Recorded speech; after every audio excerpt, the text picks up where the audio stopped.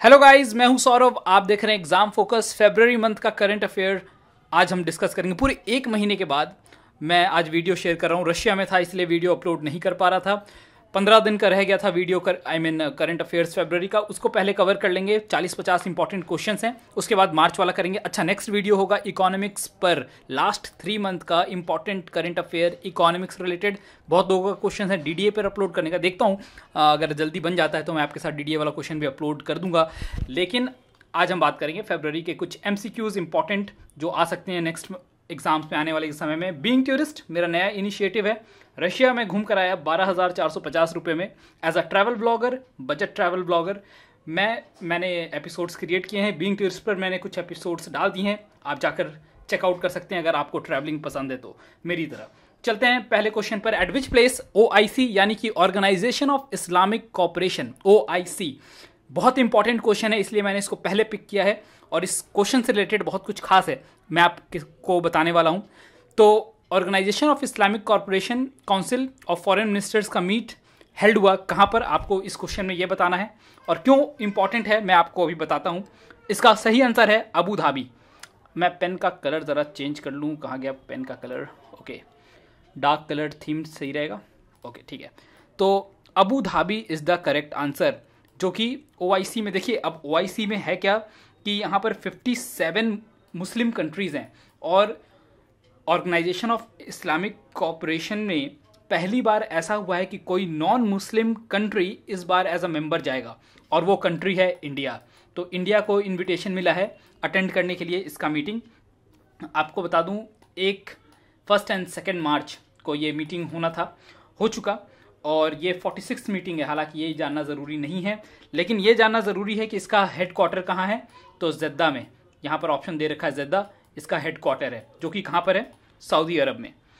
तो पहली बार इंडिया शिरकत करेगा या फिर इसमें पार्टिसिपेट करेगा। Answer is Abu Dhabi. इस बार के वीडियो में इमेजेस नहीं हैं इसलिए सॉरी, क्योंकि मेरे पास समय कम था। India's first 3D full dome digital theatre inaugurated at which place, कहाँ पर पहली बार 3D full dome digital theatre inaugurate किया गया है? तो ये किया गया है कोलकाता में। करीब 23 मीटर टिल्टेड डोम यहाँ पर इस्टेब्लिश किया गया है जिसमें 2D 3D कंटेंट को डिस्प्ले किया जा सकता है और एक तरीके का नया एक्सपीरियंस होगा। ऑब्वियसली साइंस सिटी कोलकाता में ये स्टैब्लिश किया गया है। कई बार कोलकाता को साइंस सिटी के नाम से भी लोग बोलते हैं। Now Kusum scheme approved by central government. अच्छा, बहुत लोग बोल रहे थे कि आप स्पीड थोड़ा अपना तेज़ रखो, तो मैं कोशिश कर रहा हूँ इस बार स्पीड थोड़ा सा तेज़ रखूँ ताकि आप इंटरटेन रहें। ठीक है।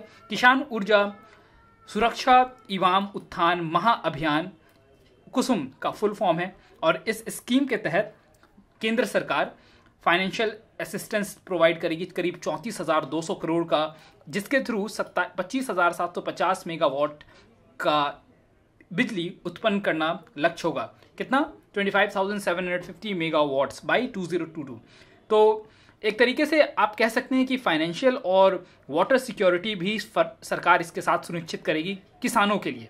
इस किसान ऊर्जा सुरक्षा एवं उत्थान महाअभियान का एक तरीके से आप कह सकते हैं ऑब्जेक्टिव है ये। ठीक है। Moving ahead, we have Kalia scholarship for farmers child. किसान के बच्चों के लिए किसी स्टेट ने कालिया स्कॉलरशिप नाम का एक स्कीम लॉन्च किया है। आपको नाम बताना है कौन सा स्टेट है वो। Answer is Odisha. ओडिशा की सरकार ने इसको कई बार कालिया छात्रवृत्ति भी कहते हैं। आपको मैं ये शायद उड़िया लैंग्वेज में ऐसा बोलते हैं, उड़िया स्टूडेंट्स इसको शायद अच्छे से इंटरप्रेट कर पाएँ। कालिया CHTTRA छात्रा ब्रूटी BRUTTI। मैं इसका रूपांतरण नहीं कर सकता इसका मीनिंग क्या होता है, लेकिन as a kind of scholarship कुछ होगा। तो इसमें स्टेट गवर्नमेंट पूरा खर्च उठाएगी उन बच्चों का जो कि किसान के बच्चे हैं। ठीक है। Now recently which country became 72nd country to join ISA। ISA तो आपको पता है इंटरनेशनल सोलर अलायंस, जिसका हेडक्वार्टर कहाँ पर है? गुरुग्राम में। गुरुग्राम यानी कि हरियाणा। और ये जो ISA है इंडिया और फ्रांस के हेल्प से सेटअप हो पाया था। और इम्पॉर्टेंट बात यहाँ पर जानना, ये जो आपसे पूछा गया 72nd कंट्री कौन सा था, तो अर्जेंटीना था। और बहुत इंपॉर्टेंट बात, 72nd के बाद 73rd कंट्री भी बन चुका है। कौन सा कंट्री है वो?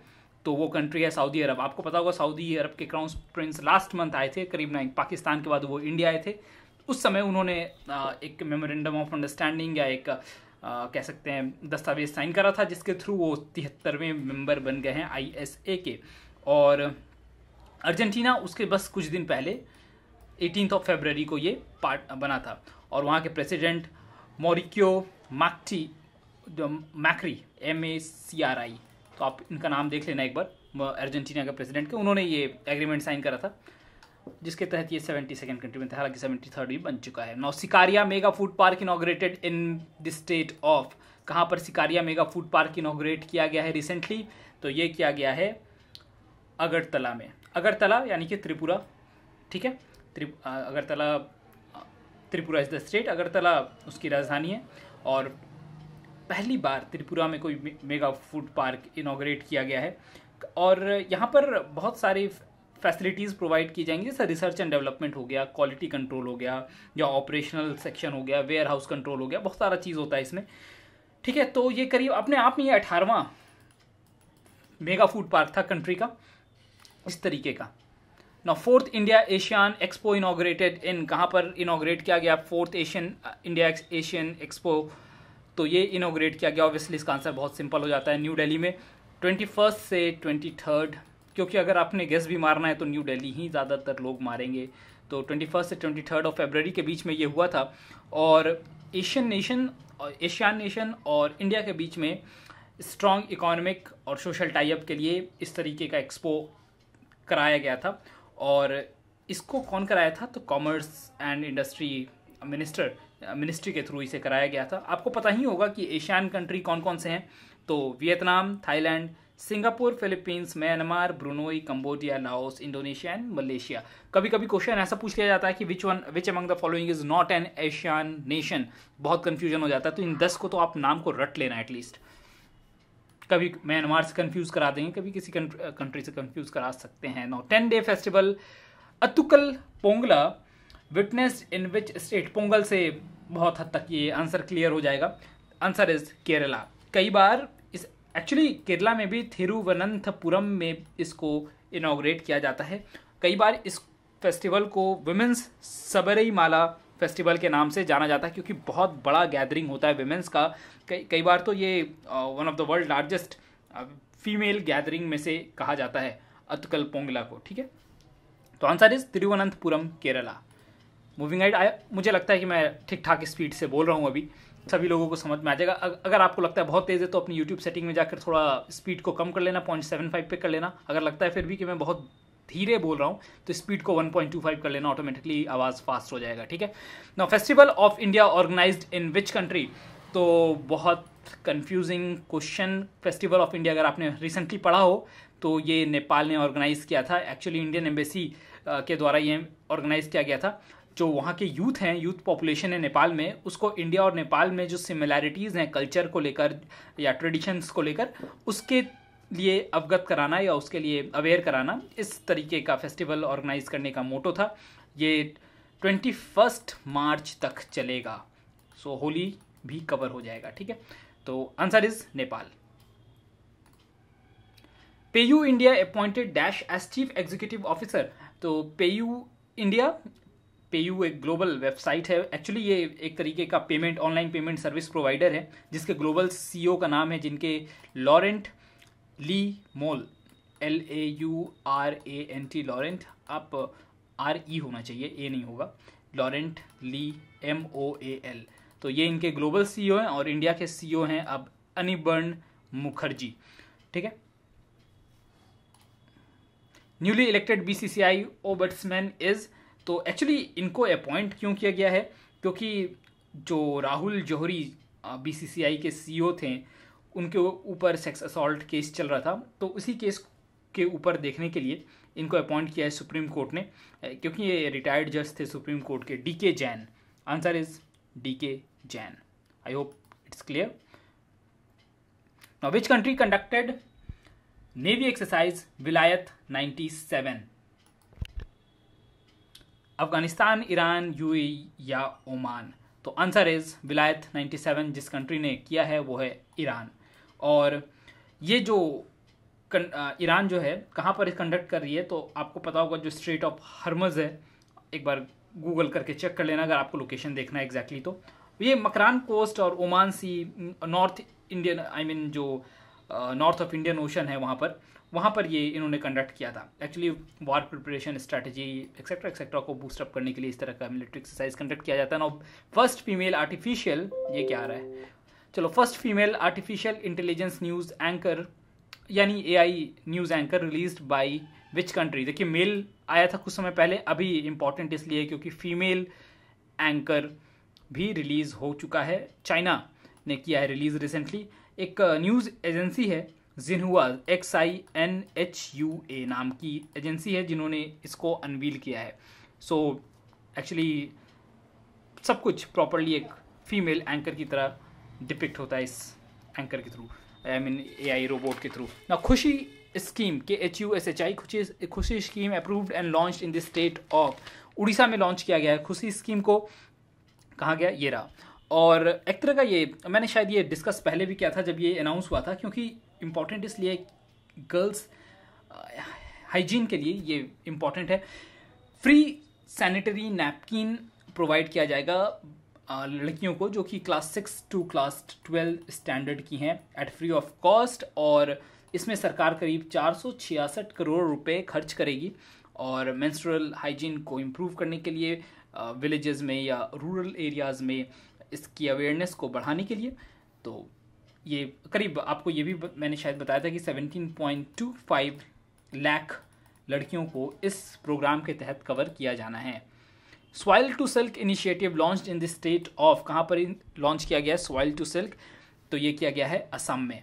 तो असम में देखिए 2 तरीके का प्रोजेक्ट था, एक तो सॉइल टू सिल्क, ये प्रोजेक्ट नंबर 1 था। एक और प्रोजेक्ट लॉन्च किया है उन्होंने, उसका नाम है इरी, मैं नाम लिख देता हूँ, ठीक है, स्पन सिल्क, सिल्क मिल। तो एक्चुअली सिल्क इंडस्ट्री को बढ़ावा देना, जो लोग सिल्क से रिलेटेड हैं, पॉवर्टी के अंदर आते हैं, उनका उत्थान करना, अपग्रेड करना और एक तरीके का बिजनेस अपॉर्चुनिटी प्रोवाइड करना कह सकते हैं। मिनिस्ट्री ऑफ टेक्सटाइल के थ्रू ये लॉन्च किया गया है। Now what is the name of lander that Israel launched for its lunar mission. अपने लूनर मिशन के लिए इजराइल ने एक लैंडर लॉन्च किया है, एक रोवर लॉन्च किया है। उसका नाम क्या है, उसका नाम है बेरीशीट। कई बार यहाँ पर स्पेस रहता है, कई बार नहीं रहता है, लेकिन आपको याद रखना है Beresheet is the name of lander.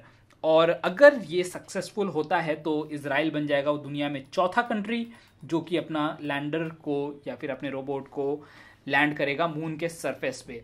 ये लॉन्च किया गया था स्पेस एक्स के द्वारा, स्पेस एक्स के फैल्कन रॉकेट के द्वारा, फैल्कन 9 रॉकेट, ठीक है, फैल्कन 9 कहाँ से, तो कैलिफोर्निया से, आई एम सॉरी फ्लोरिडा से,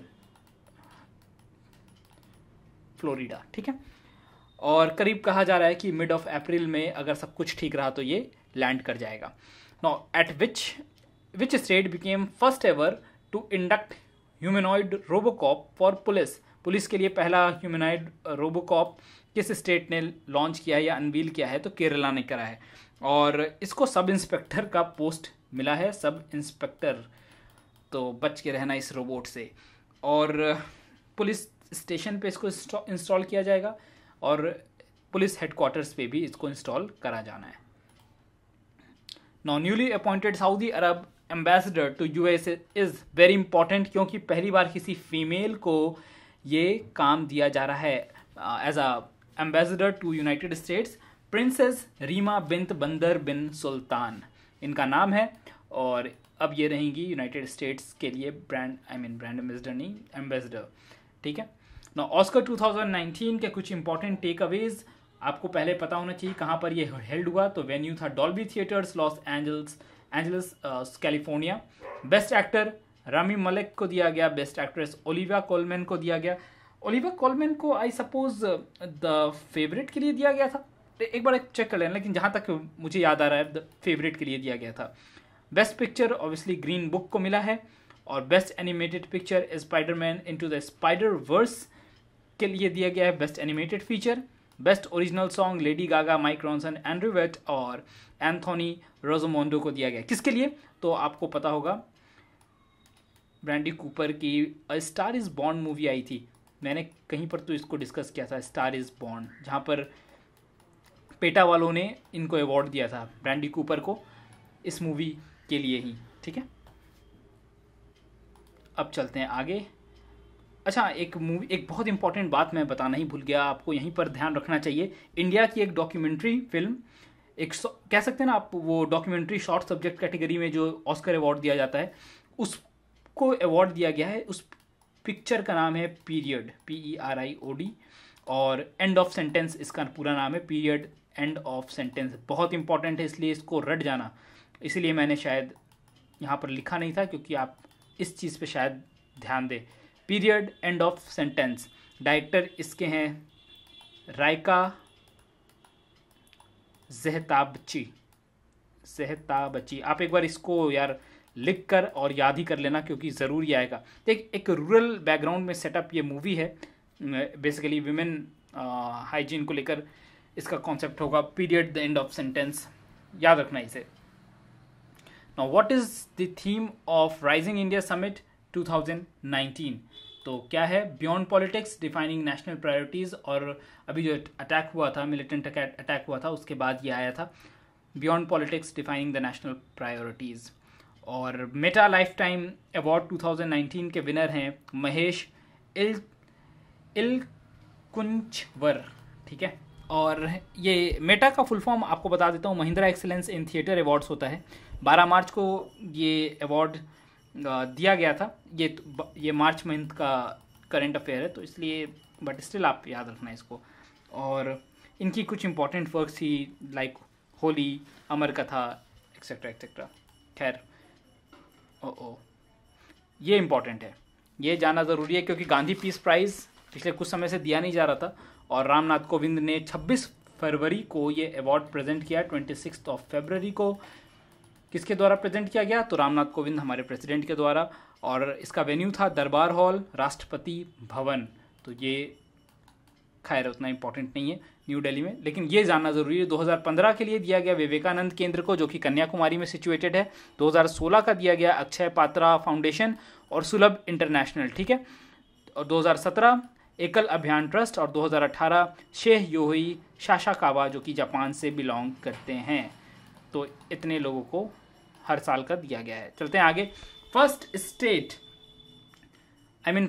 अवार्ड टू हैव यहाँ पर थोड़ी सी गड़बड़ी हो गई है। First state to have a special dog squad for detecting liquor consignment. आपको पता होगा 2 साल पहले बिहार में बैन हुआ था लिक्योर, लगभग इसी समय मार्च अप्रैल के मौसम में, और मार्च अप्रैल मंथ में। और बिहार में एक स्पेशल डॉग स्क्वाड तैयार किया गया है, और इसके तहत अब होगा क्या कि करीब यहाँ पर 20 डॉग को ट्रेन किया गया है। कहाँ पर? तो हैदराबाद में। 9 मंथ की विग्रस ट्रेनिंग के बाद इन्हें लाया गया है बिहार में, और कोई भी जगह पर जैसे एयरपोर्ट हो गया या रेलवे स्टेशन पर ये कुत्ते तैनात होंगे। अगर कहीं पर भी लिक्योर पाया गया तो पता है आपको क्या होगा, क्योंकि मैं बिहार से बिलोंग करता हूँ, जेल जाना पड़ेगा। Military exercise Sampriti 2019 was organised at which place? ये हुआ बांग्लादेश में। संप्रति इंडिया और बांग्लादेश के बीच का मिलिट्री एक्सरसाइज है, और एग्जैक्ट अगर इसका लोकेशन आपको बताऊं तो तंगेल, TANGAIL, तंगेल, बांग्लादेश। 2 मार्च से 15 मार्च के बीच में कुछ करंट अफेयर्स मार्च के भी इंपॉर्टेंट मैंने इसमें इंक्लूड किए हैं। हालांकि मार्च वाला हम सेपरेटली देखेंगे। ठीक है, ये 8th एडिशन है। कुछ इंपॉर्टेंट चीज़ जो मे भी आने वाले एग्ज़ाम में आ जाए, अगर आपका कोई एग्ज़ाम मार्च में है तो उससे रिलेटेड मैंने कुछ क्वेश्चंस डाल दिए हैं।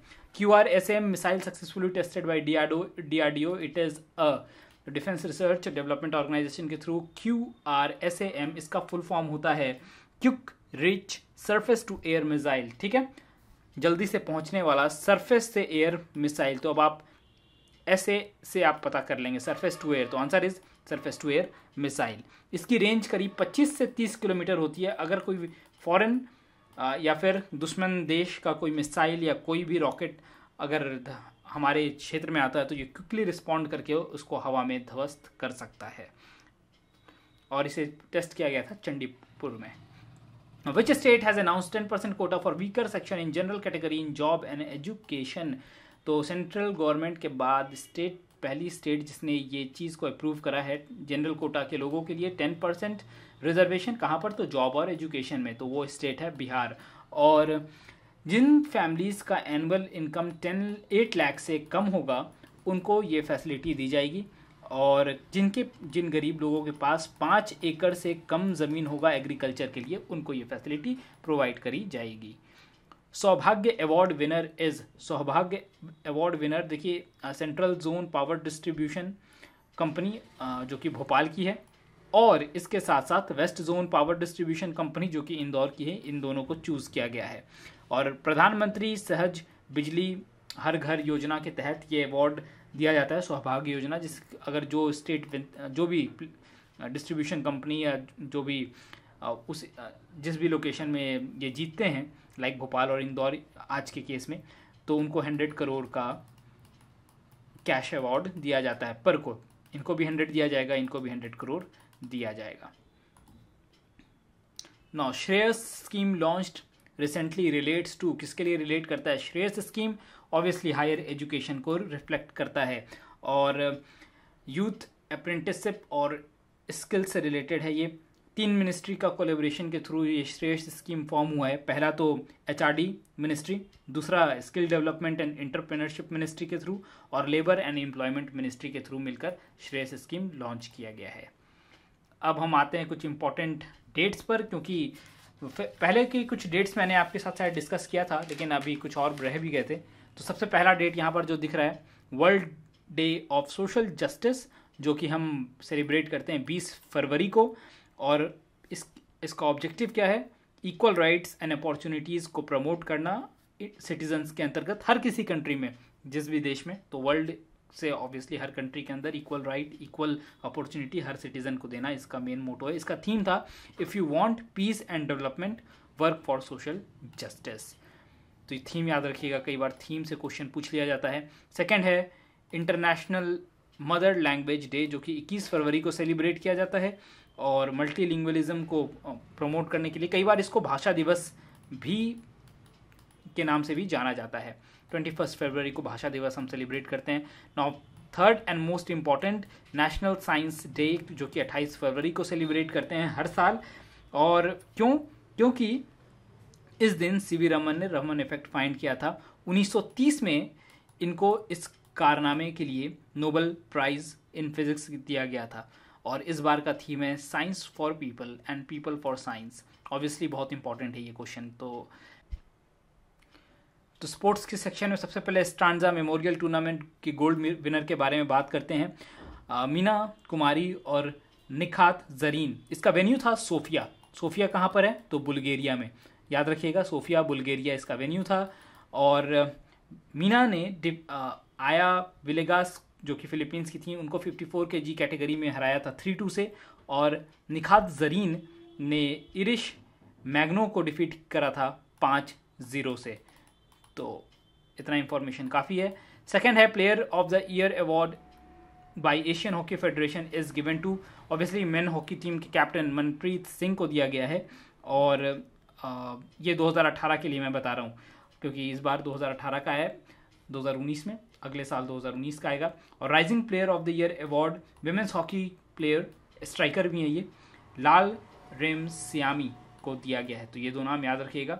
Who is Apurvi Chandela? Apurvi Chandela shooter हैं 10 मीटर एयर पिस्टल की, और इन्होंने अभी गोल्ड मेडल जीता है ISSF वर्ल्ड कप 2019, जो कि दिल्ली में ऑर्गेनाइज हुआ था। याद रखिएगा, she is 10 metre pistol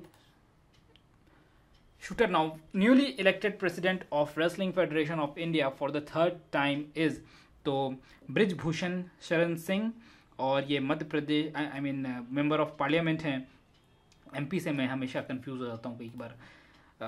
parliament हैं कहाँ के? तो उत्तर प्रदेश के केसरगंज के। और first Indian player to score 8000 runs in T20, तो नॉट इंटरनेशनल, ओवरऑल, तो सुरेश रैना। ठीक है, तो अब चलते हैं नेक्स्ट। ओके, यहाँ पर वीडियो होता है एंड। तो नेक्स्ट वीडियो इकोनॉमिक्स पर होगा, 3 महीनों का इम्पॉर्टेंट क्वेश्चन। ठीक है, तो आप तैयार रहिएगा। अच्छा, मैंने नोट्स अपलोड कर दिया है myexamnotes.com पर, तो वहाँ से भी आप चाहे तो पढ़ सकते हैं। PDF अभी क्रिएट नहीं किया था मैंने, इसलिए अभी छोड़ दिया है, लेकिन बाकी आप याद रखना, पढ़ सकते हो वहाँ पर जाकर। तो चलिए